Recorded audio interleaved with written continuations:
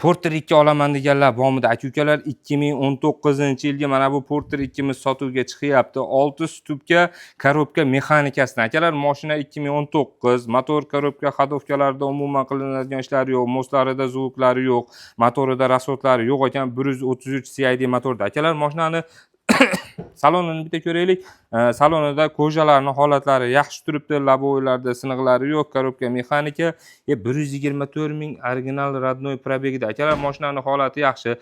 Kuzovida ham hech qayerda qilinadigan ishlarni to'g'risi ko'rmadim. Ayniqsa bortiga baho berib keting. Bortlarining ishlarida ham haligi mol qo'y yuklab, chirib, zanglab, ezilib ketmagan. Shunday Koreyadan kelgan holatida urintirmasdan akalarimiz sizlarga sotaman degan maqsadda saqlab turishgan повторитель поворотlarni ko'rib turibmiz. Mashinani sostenasi zo'r.